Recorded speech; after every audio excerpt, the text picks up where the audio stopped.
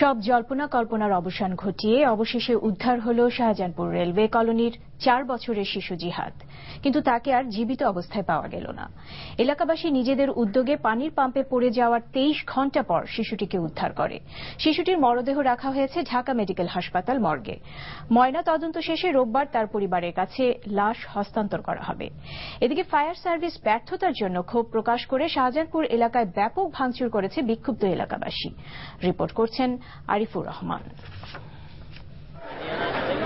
রুদ্ধশ্বাস রাত পার হওয়ার পর শনিবার বেলা 2:30টার দিকে ফায়ার সার্ভিসের মহাপরিচালক ঘোষণা দেন, পাম্পের ওই পাইপে কোনো মানবদেহের অস্তিত্ব নেই। জিহাদকে জীবিত উদ্ধারের সব ধরনের প্রযুক্তি ব্যবহার করা হয়েছিল এমন কথা জানিয়ে উদ্ধার কাজ সমাপ্তির ঘোষণা দেন তিনি।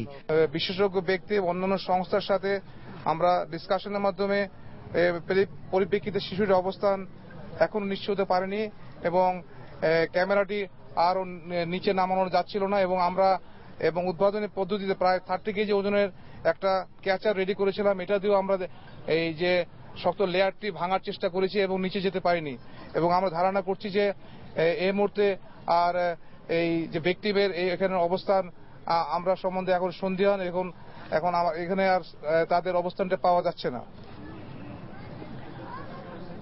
তাই এমত অবস্থায় উক্ত অনুসন্ধানে উদ্ধার কার্যক্রমটি আপাতত স্থগিত করার সিদ্ধান্ত গ্রহণ করা হয়। এই ঘোষণার 30 মিনিট পর স্থানীয়দের উদ্যোগে দেশীয় প্রযুক্তিতে উদ্ধার করে আনা হয় জিহাদকে। তাকে দ্রুত নেওয়া হয় ঢাকা মেডিকেল কলেজ হাসপাতালে।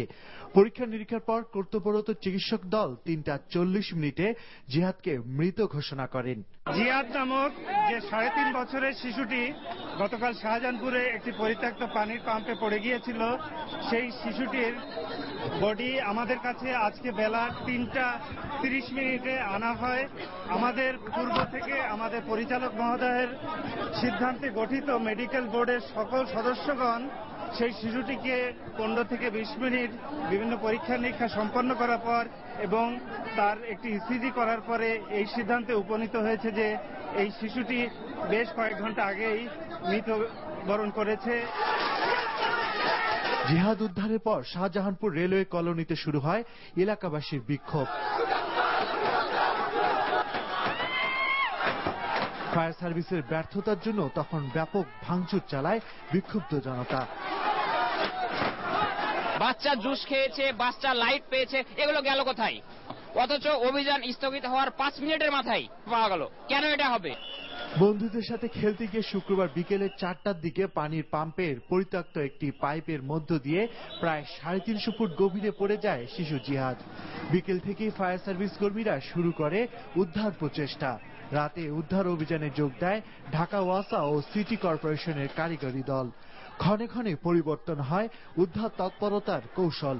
ফায়ার সার্ভিস সহ সরকারের অন্যান্য বাহিনী যখন ব্যর্থ, তখন শনিবার দুপুর 3টায় স্থানীয়রা উদ্ধার করল জিহাদকে।